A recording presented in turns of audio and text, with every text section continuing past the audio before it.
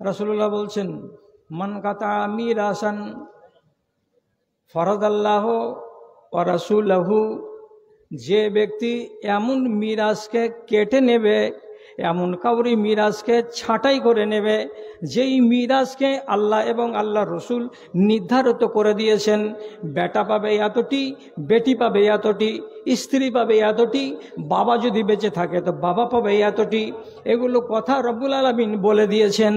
তারপরেও কোনো মানুষ যদি কাউরি মিরাজকে কেটে নেয়, রব্বুল আলামিন বলছেন কিয়ামতের দিন তোমার জান্নাতকে কেটে নেওয়া হবে, তোমাকে জান্নাত থেকে বঞ্চিত করে দেওয়া হবে। কেন? যে তোমার শাস্তিটা হলো এটাই যে বিশাল বড় ক্ষয়ক্ষতি করে এসেছ দুনিয়ায়, তুমি হকদারের হককে পয়মাল করে তার মিরাজকে তুমি ছিনিয়ে নিয়ে অপরকে লিখে দিয়ে চলে এসেছো, তার সাজা হলো এই তোমার জান্নাতকে কেটে নেওয়া হবে। আল্লাহর পিছন দিকে দাঁড়িয়ে নামাজ পড়ছিলাম, রাসূলুল্লাহ রুকু থেকে উঠলেন, উঠার পরে বললেন সামি আল্লাহু লিমান হামিদা। যতগুলো লোক আমরা ছিলাম, অধিকাংশ লোক আজও আমরা এরকমই বলি। কি বলি? তার জবাবে রব্বানা ওয়া লাকাল হামদ, এই কথাটা আমরা বলি। তো সেই দিন এক সাহাবী রাসূলুল্লাহ বললেন সামি আল্লাহু লিমান হামিদা, তো তার জবাবে একমাত্র একজন সাহাবী তিনি বলছেন রব্বানা লাকাল হামদ হামদান কাসীরান তাইয়িবান মুবারাকান ফি। এতটি কথাকে উনি বেশি করে বললেন। যখন নামাজটা শেষ হলো তখন রাসূলুল্লাহ মুক্তাদির দিকে মুখ করে বললেন মানিল মুতাকাল্লিমু, এই এতগুলো লোক তোমরা আমার পিছন দিকে নামাজ পড়লে, তোমরা এই এই এই এই কথাগুলো বলে যে দুয়াটা পড়লে রুকু থেকে উঠার পরে, কে বললে তোমরা? তো সাহাবী বলছেন আনা ইয়া রাসূলুল্লাহ, জি আমি বলেছি আল্লাহ পাকের রাসূল। তার মানে এর আগে কেউ পড়েনি এই ধরনের কথা। তখন রাসূলুল্লাহ এই লোকটিকে সামনের দিকে ইন্ডিকেট করে উপস্থিত সকল লোকটিকে বললেন রাআইতু বিজআতান ওয়া সালাসুনা মালাকান ইয়াবতাদিরুনা ইলাইহি, আমি দেখলাম 33 জন আল্লাহর ফেরেশতা এই দুয়াটাকে কে আগে লিখবে। আবার অন্য রায়াত আছে কে এই দুয়াটাকে আল্লাহ রাব্বুল আলামিনের কাছে পৌঁছাবে, তার জন্য এরা হুড়োহুড়ি লুটোপুটি শুরু করে দিয়েছে। কতজন ফেরেশতা? 33 জন বা 35 জন বা 37 জন ফেরেশতা এই দুয়াটাকে নেওয়ার জন্য তারা হুড়োহুড়ি করে। একটা গাছ থেকে আম পড়লে চারিদিকের ছেলেপিলে সবাই তো দৌড়ায় যে আমি কুড়াবো, আমি কুড়াবো, আমি কুড়াবো। তো কুড়াবে তো একজন ভাগ্যবান।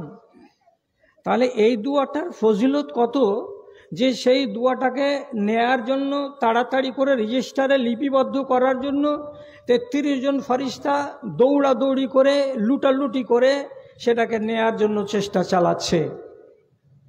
এত ফজিলতের দুয়াটা এবার আপনি বলুন সাহাবায়ে কেরাম আর জীবনে ওনারা ছাড়বেন? ছাড়বেন না। তাহলে এই দুয়াটার ভেতরে আমরা ফজিলত জানতে পারলাম।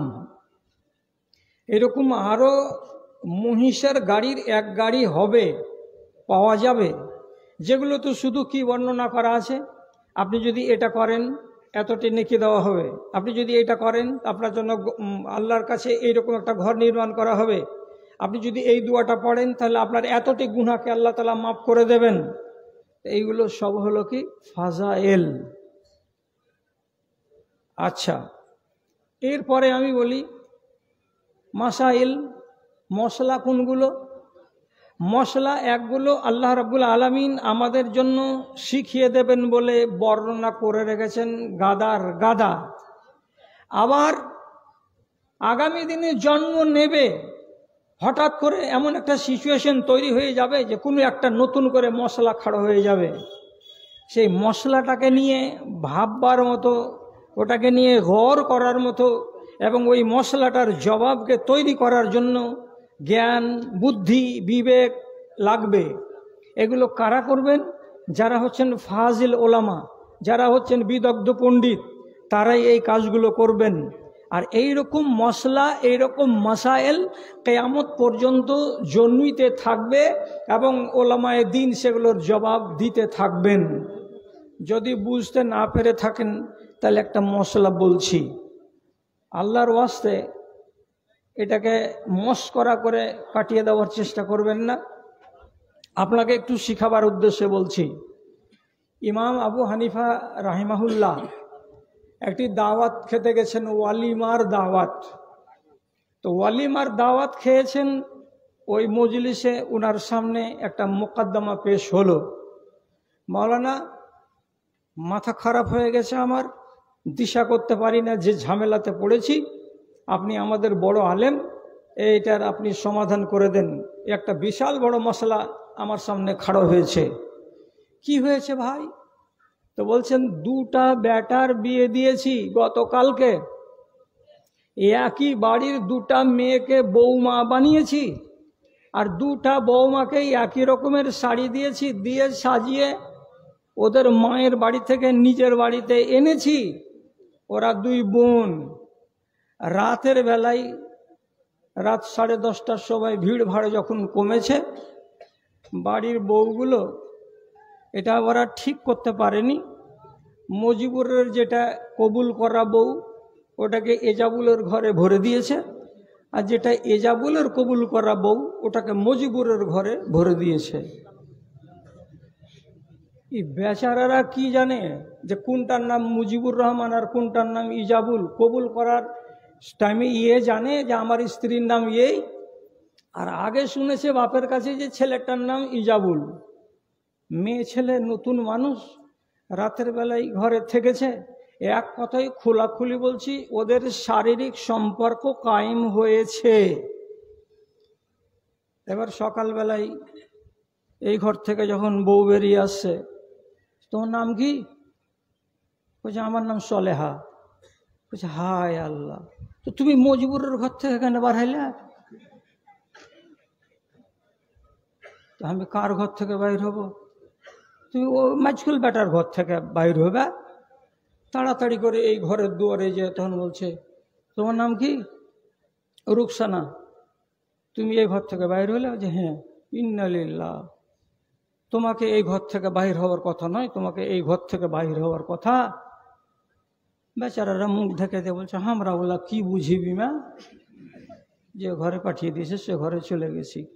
তাহলে একজনের বউয়ের কাছে আর একজন চলে গেছে, দুটোই মেয়ে ছেলে অন্য স্বামীর কাছে রাত কাটিয়েছে, শারীরিক সম্পর্ক কায়েম হয়েছে। হুজুর কি করব এখন বলেন তো? ইমাম আবু হানিফা বললেন, এইরকমই মশলা হযরতে মুআবিয়া রাদিয়াল্লাহু তাআলা আনহুর যুগে পেশ হয়েছিল, যেটা মশলা আজকে আমার সামনে আপনারা এনেছেন। তাই এক গাদা কথা বলবো না, শুধু একটা শিখ বলবো। যোগ্য যোগ্য আলেমে দ্বীন আছেন। তো উনি কি মশলাটা দিলেন? বললেন যে দুই ভাইকে সামনে ডাকো। সামনে ডাকা হলো। তারপরে বললো, বাবা রাতের বেলায় ভুল হয়ে গেছে, এবার তোমাদেরকে যেটা মশলা বলছি সেটা মানবা তোমরা? জি মানবো। কি করতে হবে? তোমরা দুজনই নিজের স্ত্রীকে তালাক দিয়ে দাও। হ্যাঁ, তালাক দিয়ে দিলাম। তালাক দিয়ে দেওয়ার পরে আবার দুই ভাইয়ের নতুন করে এবার বিয়ে দিয়ে দেওয়া হলো। তো রাতের বেলায় যে বউটা বদল হয়ে এর ঘরে এসেছিল, তালাক পাওয়ার পরে নতুন বিবাহ করে এর স্ত্রী হয়ে গেল, আর ওরটা ওর স্ত্রী হয়ে গেল। এখন এটা যে করে দিলেন, আপনি মনে মনে বলবেন যে ইদ্যত কই? তালাক যে হয়ে গেল, তো তালাকের ইদ্যত তো কোরআন মাজিদ আল্লাহ তাআলা বলে দিয়েছেন, যদি সহবাস না হয় আর তালাক হয় তাহলে হাফ মোহর লাগবে।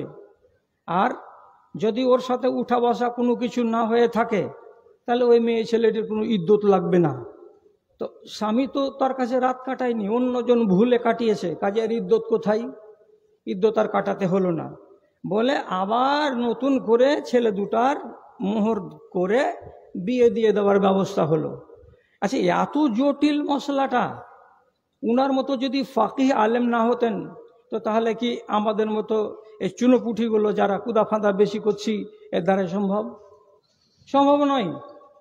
তাহলে যুগে যুগে মাসাইলকে হল করার জন্য আল্লাহ রাব্বুল আলামিন দেশে 2টা 3টা 4টা 5টা করে আলেম পয়দা করছেন। তাহলে একটা কথা মনে রাখবেন, ফাজাইলের চাইতে মাসাইলকে জানা বেশি জরুরি। মাসাইল আমি একটা উদাহরণ দিলাম, রমজানকে কেন্দ্র করে এক গাদা মাসাইল আছে।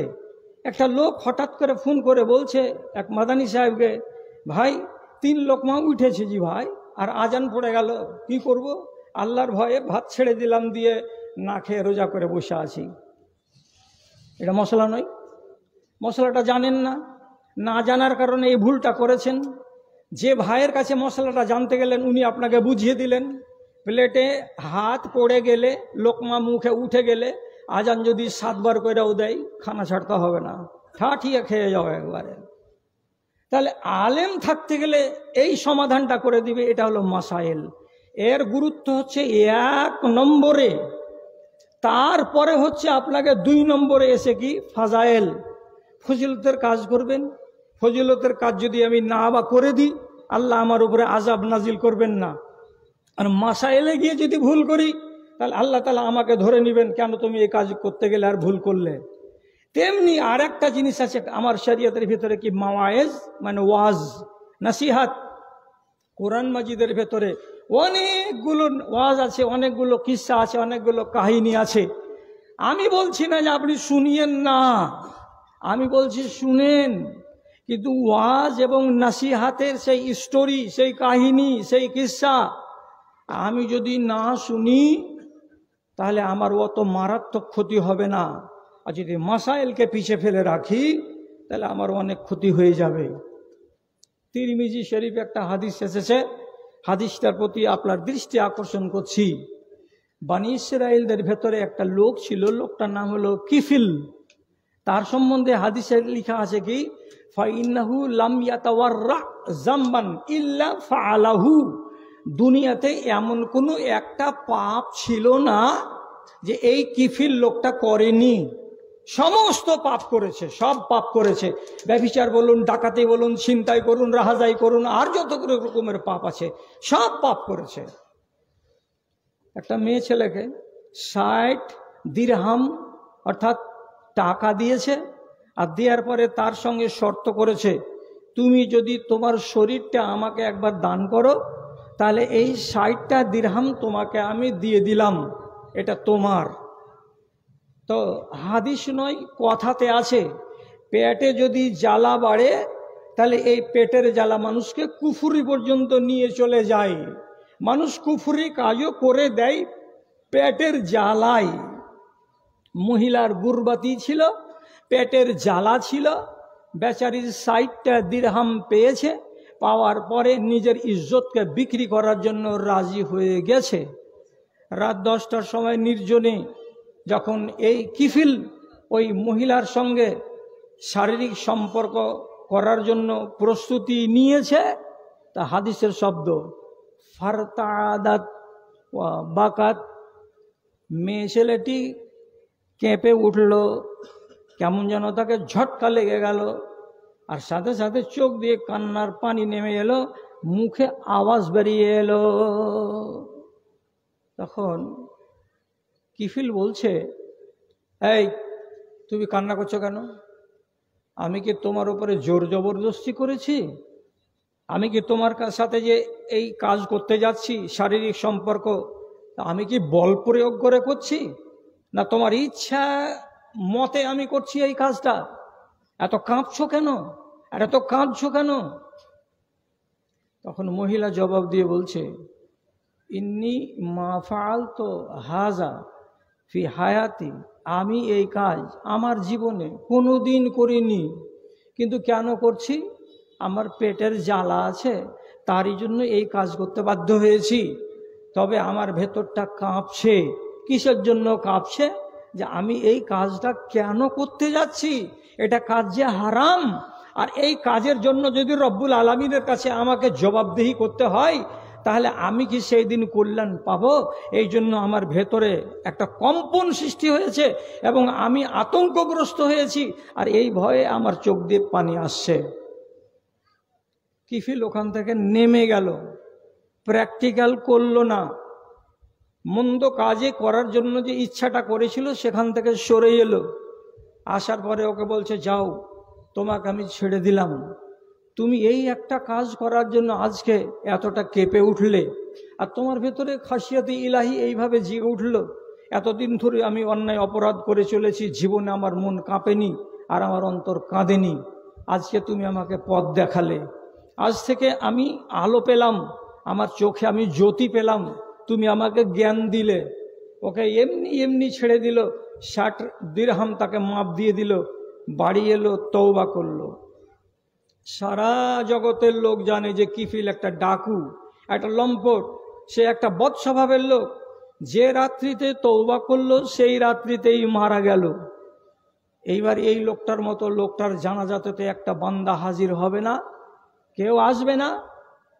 তো বনি ইসরাইলদের ভিতরে আল্লাহ রাব্বুল আলামিনের একটা নেচার করা ছিল কি?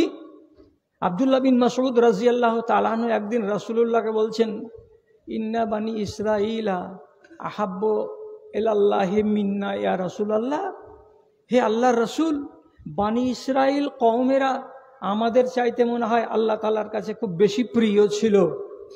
কেন?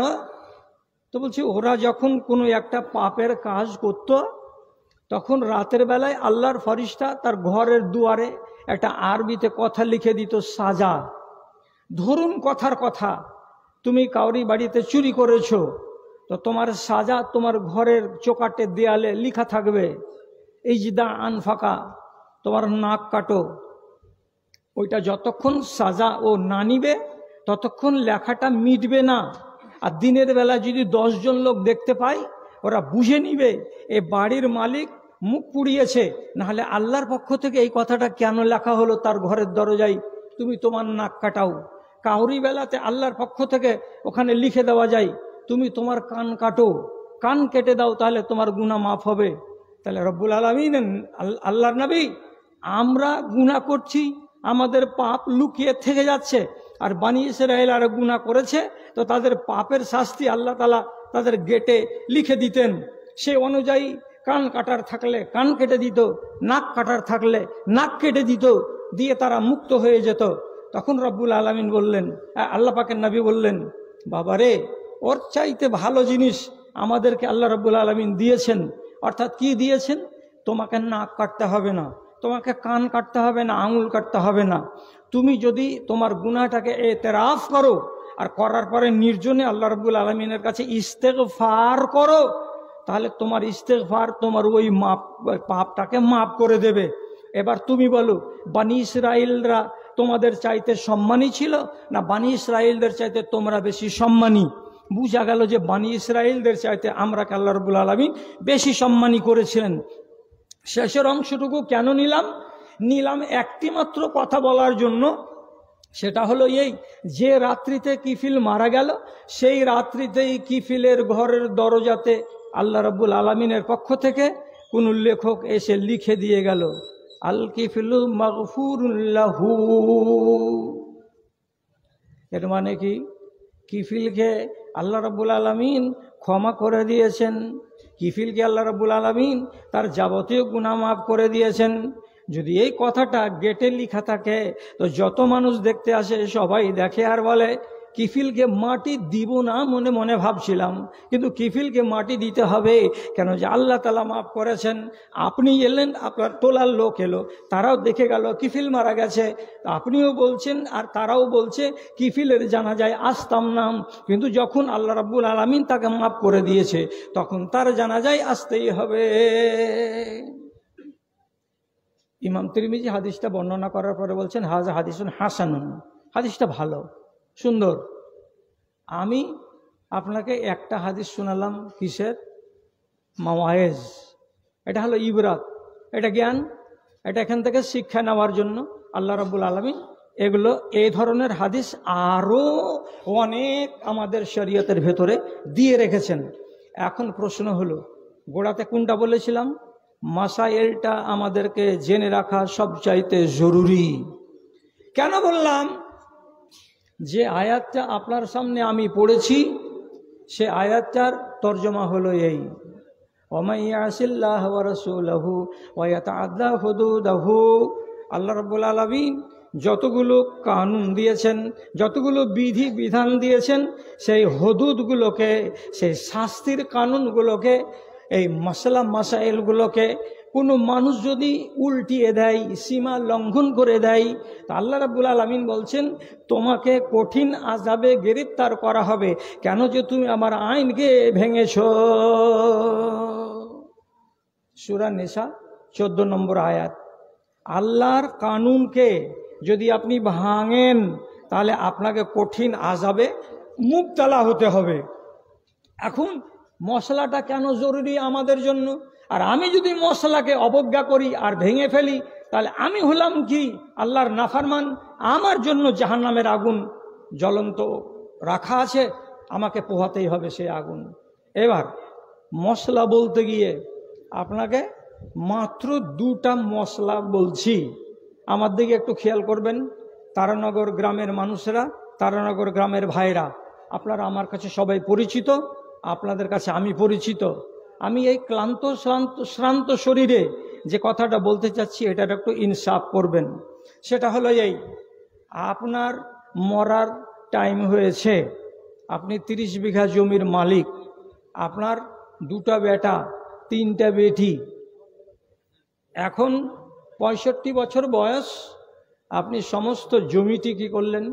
2টা বেটাকে লিখে দিলেন, 3টা বেটিকে 5 কাঠা 10 কাঠা করেও জমি দিলেন না। এমন পর্যন্ত কত চালাক লোক আছে যে নিজের বসত ভিটাটা পর্যন্ত ছোট বেটার নামে লিখে দিয়ে বেটার ভিটাতে, বেটার বাড়িতে মরছে, মরে কবরে যাচ্ছে। আপনাকে আল্লাহর কানুন ভাঙার পাওয়ারটা কে দিল? আপনি কি বেঁচে থাকা অবস্থায় আপনার জমিগুলোকে আপনার বেটাদের নামে, বেটিদের নামে সব লিখে দিতে পাবেন? এটা কি শরিয়তের আইন? কে আপনাকে পাওয়ার দিয়েছে? কার কাছে মশওয়ারা নিয়েছিলেন যে এটা কাজ আপনি করলেন? আপনার কাজ হলো মরে যাওয়া। আপনি মরে যান, আপনি মরে যাবেন, আপনার মালে ফারাইজ হবে। বেটা আর বেটি কতটা পাবে, আপনার স্ত্রী কতটা পাবে, ওরা ঠিক ফারাইজ করে নিবে আলেমদের কাছে, আর নিয়ে আপনার নিজের নিজের অংশ বুঝে নেবে। আপনি বেটিকে বঞ্চিত করবেন, বেটিরা যেন জমি না পায়, আর শুধু আমার বেটারা যেন মজা উড়াই, তার জন্য জমিটাকে লিখে দিলেন, স্ত্রীকেও দিলেন না, নিজের নামেও লিখলেন না। আপনার নাম কোন খাতাতে গেল এটা বুঝতে পারছেন কি?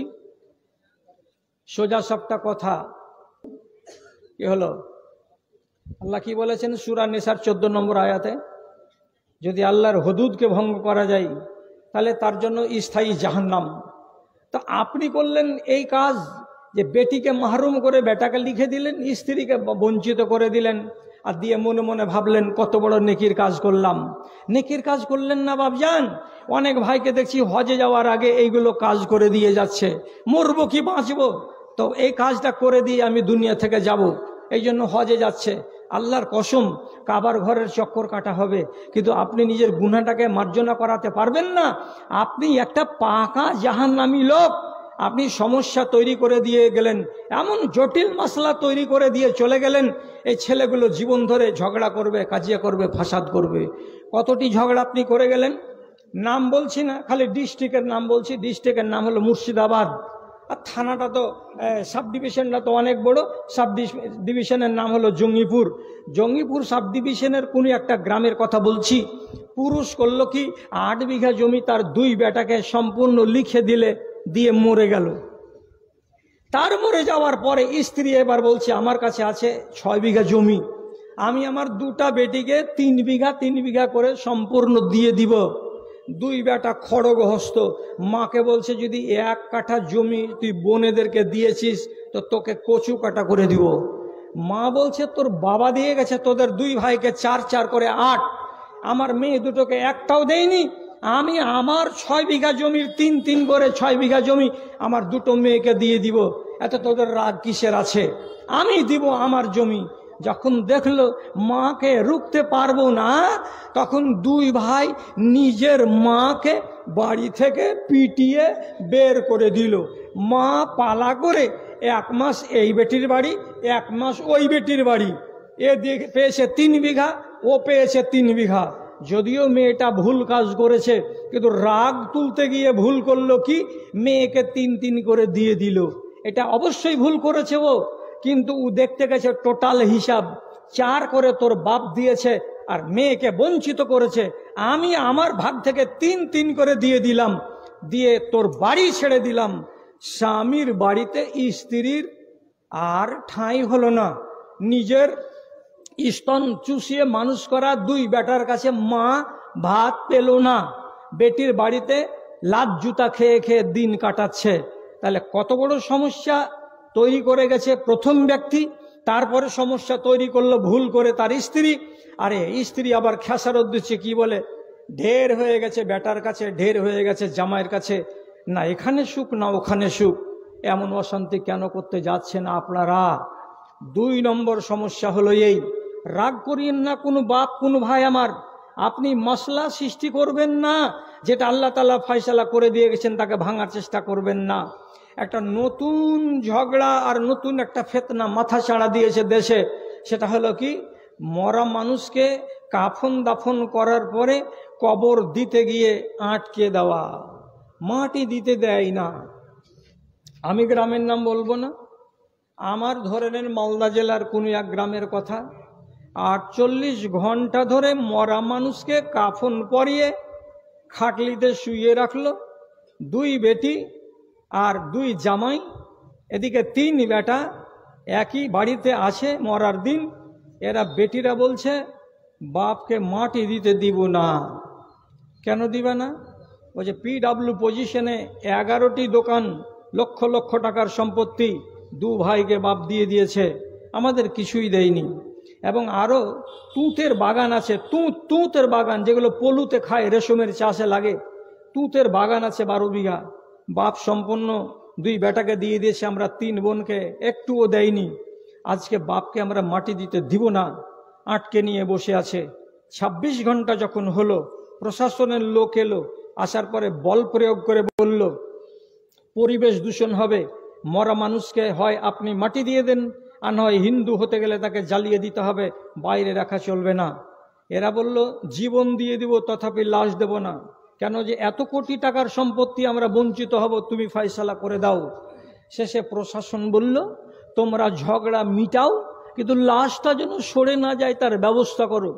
এত বড় বড় 8টা বরফের চাই কিনে আনলো, সঙ্গে সঙ্গে বাজার থেকে এনে ডানে আর বামে আর তলাতে এই মরা মানুষটাকে কাফন সহ বরফের কবরের ভিতরে বা চায়ের ভেতরে রেখে দিয়ে, আইসক্রিমের মধ্যে রেখে দিয়ে বলছে থাকবে যদি 3 মাস রাখতে হয় তবুও, কিন্তু জমি না হলে বাপকে মাটির মুখ দেখতে দেব না। 48 ঘন্টা পর শেষের বেলায় দেশের জনগণ বসে ফয়সালা করে 3 বোনকে 3টা PW পজিশনের জমি দিয়ে, আর তুঁতের জমি 1 বিঘা 1 বিঘা করে দিয়ে, আর ভাইদেরকে জোড় হাত করে বাকি অংশটুকু ক্ষমা চাইয়ে নিয়ে রেস্টিডিউ হওয়ার পর হাজী সাহেবকে 48 ঘন্টা পর কবরে যাওয়ার অনুমতি দেওয়া হলো। এই কেলেঙ্কারিটা কেন হলো? এ হাজি নয়, এটা পাজি, এটা হলো জাহান্নামের ইন্ধন, জাহান্নামের লকড়ি। দুনিয়াতে কেলেঙ্কারি করে গেছে আল্লাহর কানুনকে নিয়ে, দুনিয়াতে মরার পরে দেখে নিল যে কি কেলেঙ্কারি হয় আর কেলেঙ্কারি মানুষ করে। 1টা 2টা ঘটনা নয়, সেখানে মাথা চাড়া দিয়েছে, এইভাবে আওয়াজ উঠে গেছে কি তুই জমি দিবি না, মরবি সেদিন বুঝতে পারবি, তোর মরা ট্যাঙ্কে কেটে নিয়ে এসে আমার কানটাতে মাটি দিব, এইটা আমার বাপের ভাগ পেয়েছি আমি। আর এক বোন করবে কি, তোর মাথা কেটে নিয়ে এসে নিজের বাড়ির কানটাতে মাটি দিবে, বলবে আমার বাপের জমি পাইনি, আমার বাপের মরা মাথাকে নিয়ে আমার বাড়ির কানটাতে মাটি দিয়েছি, তাও আমার জানে সবুর হবে। এই ফিতনাগুলো দিনে দিন বাড়লো কেন? আপনি মশলা সৃষ্টি করছেন বলে এটা হচ্ছে। খবরদার, জোড়হাত করে বলছি, আমাদের জালসা 12:30টার উপরে যাবে না, এটা আগে থেকে করা আছে ফাইসলা। আর আমি দুর্বল মানুষ, অসময়ে কথা বলতে গিয়ে নিজের ছন্দটাকে কাটিয়ে দিয়ে গল্প করে করে ওয়াজ করে সময় কাটাচ্ছি, আপনারাও আমাকে মাপ দেবেন। তাহলে এটা কেন হচ্ছে? আপনি আল্লাহর কানুনকে ভাঙছেন বলে। আর একটা কানুন বলে দিই, তাহলে আমাদের টাইম হয়ে যাবে আর আপনারা ছুটি পেয়ে যাবেন। সেটা হলো এই, খেয়াল করুন কথার দিকে।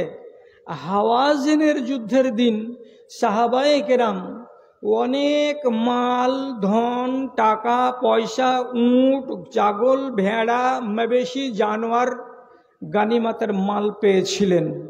এবং অনেক মেয়ে ছেলে বন্দী হয়েছিল সাহাবীদের হাতে। রাসূল করিম সাল্লাল্লাহু আলাইহি সাল্লাম যুদ্ধের নীতি হিসাবে মহিলাগুলোকে মিলিটারির ভেতরে একটা করে ভাগ করে দিলেন। যুদ্ধলব্ধ মহিলারা যারা দাসী, তারা হচ্ছে মুসলমানদের সম্পত্তি। এবার কথার দিকে খেয়াল করুন, আপনার বাড়িতে আপনার স্ত্রী আছে, এবার যুদ্ধের ময়দান থেকে লন্ডি পাওয়া গেল একটা ভাগে, আপনি লন্ডিকে নিয়ে নিজের খিমাতে বসে আছেন। আপনি নিজে বলেন, আপনার এই ভাগের জিনিস, এটা একটা মেয়ে ছেলে, আপনার হাতখান কি লক করে থাকবে, না আপনার মুখটা লক করে থাকবে, চুপচাপ থাকবে, না আপনার মনটা সুরসুর করবে, না চুপচাপ থাকবে? আপনার মন যে আমার জিনিসকে আমি ব্যবহার করব। এইবার ব্যবহার যে করবে নিজের ধন বলে, আপনি তো মনে মনে ভাবছেন যে হ্যাঁ তো ঠিকই, তো ব্যবহার তো করবে। কিন্তু এইখানে একটা বিপত্তি আছে, বাধা আছে। বাধাটা কি? তখন নবীজি বলছেন, লা ইয়াহিল্লু লিইমরিন মুসলিমিন আও মুমিনিন আন ইয়াসকিয়া মাআহু ফি সাবিইন আও কামা ক্বালা নবী সাল্লাল্লাহু আলাইহি সাল্লাম। কোনো একজন মুসলমানের জায়েজ নয় যে এমন একটা বেটি ছেলে যাকে সে যুদ্ধের মাঠ থেকে কুড়িয়ে এনেছে বা ভাগে পেয়েছে লন্ডি হিসাবে, ওই মেয়ে ছেলেটির সাথে শারীরিক সম্পর্ক কায়েম করে। আরবি ভাষাটা হলো এই, তুমি ওই মহিলার জমিতে সেচ দিতে যেও না, মহিলার জমিতে পানি দিতে যেও না, সেচ দিতে যেও না, বীজ ফেলতে যেও না, তার মানে সহবাস করিও না। কতক্ষণ পর্যন্ত? হাত্তা ইয়াস্তাবরাহা। কেন যাব না? কেন যাবে না?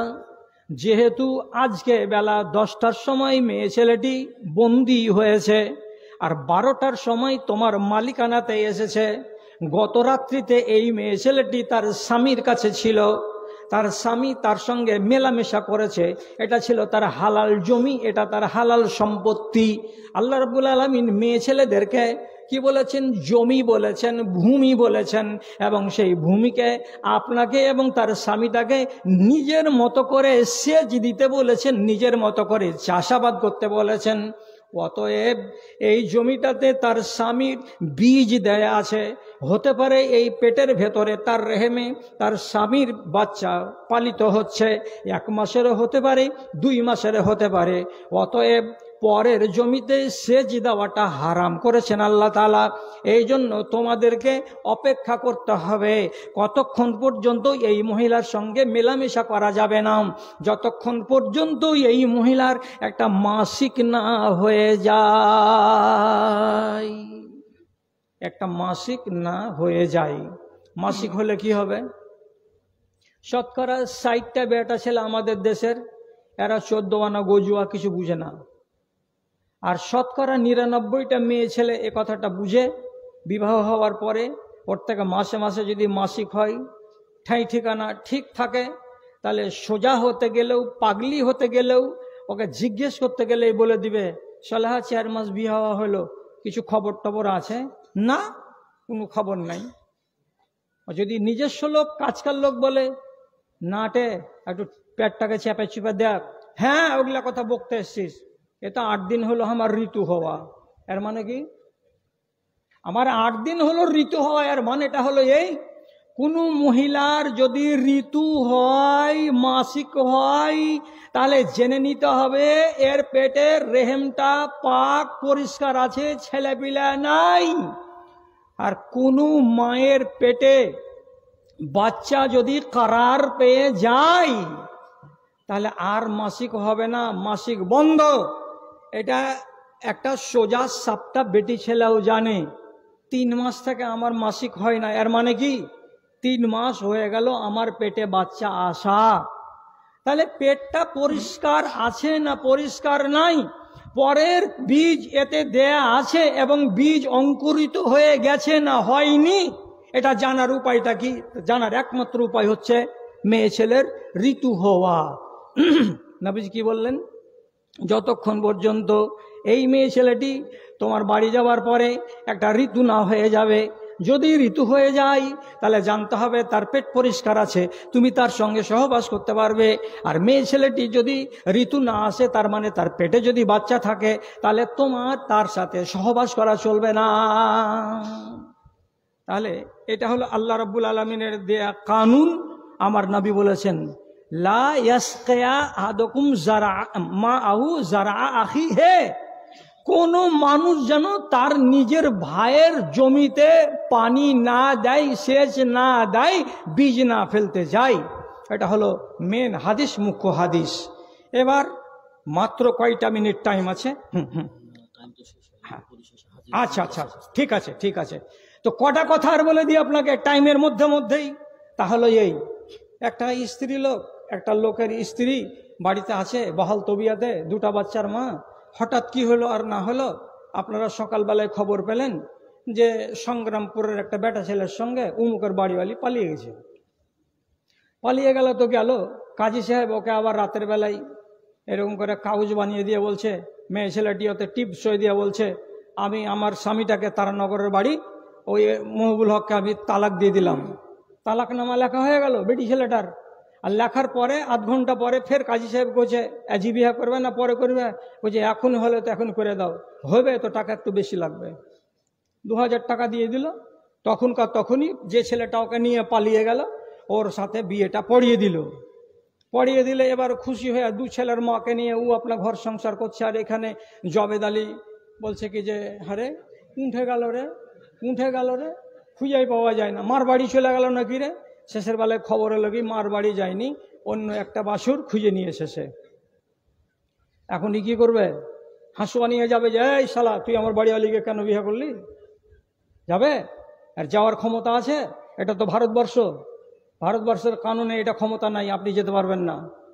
এবার জিজ্ঞাসাটা হলো এই, একটা হারাম কাজ করতে গিয়ে কতটি জটিলতার সৃষ্টি হলো। এরে গাধা, তুই যে এখান থেকে নিয়ে চলে গেলি একটা বেটি ছেলেকে পালিয়ে, 2 ছেলের মাকে, আর রাতের বেলায় বিয়ে করে নিলি, তো পহিলা নম্বর হারাম খবিসুন নাফস হলোটাকে, সেটা হলো কাজী। এই 3 পয়সার কাজীগুলো প্রত্যেকটা এলাকাতে একটা করে ফুঁকে গেছে। আপনাদের এলাকাতে নাই তো আলহামদুলিল্লাহ। আমাদের এলাকাতে গ্রামে গ্রামে একটা করে কাজী এরকম ফুঁকে গেছে। আপনি 10টাতে তালাক করিয়ে নিন, 11টাতে বিয়ে পড়িয়ে দিয়ে স্বামী স্ত্রী বানিয়ে আপনাকে দিব্যি বাড়ি পৌঁছে দিবে, অসুবিধা হবে না। কত বড় খাবিসের বাচ্চা এইটা, যে ওর ইদ্যত আছে না নাই দেখার বিষয় নয়। মেয়ে ছেলেটির পেটে বাচ্চা আছে আগলা স্বামীর না নাই, এটা দেখার বিষয় নয়। বিয়ে করে নিল, হালাল হারাম দেখলো না, এবার ওর সঙ্গে ওর সহবাস শুরু হলো। 7 মাসের মাথায় বাচ্চা পয়দা হয়ে গেল। দুজনই তখন গাল ফুলাফুলি করে বলছে, তোর সাথে আমার বিয়ে করা তো মোট 7 মাস হলো, তো 7 মাসে ছেলে কেমন করে হয়? মেয়ের লোকটা তখন বলছে কি যে, ও আমি 7 মাস জানি না, তোর গহিলে হয়েছে ছেলে তরি। বলছে গহিলে হয়েছে তার লাগে ছেলে তরি, এটা কোথায় পালি? বলছে মাওলানারা কয়েছে, বাচ্চা যে গহিলে হবে ওই গহিলের মালিকের বাচ্চা, তোর বাড়িতে ছেলে হওয়ালছি ছেলে তরি, বেশি টিয়ারপু করবি না। বলছে 7 মাসে তো ছেলে হয় না, 6 মাসে হয়।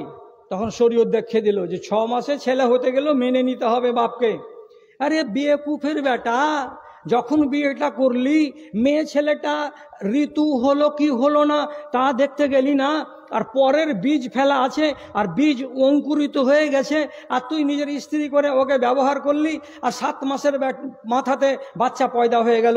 এ বাচ্চাটাকে সালে বেড় দিয়ে উহু চুহু করে গালে গালে চুমা দিছিস, ওরে হাত ধন রে আল্লাহ রে, এটা তোর ধন? ধনটা কার?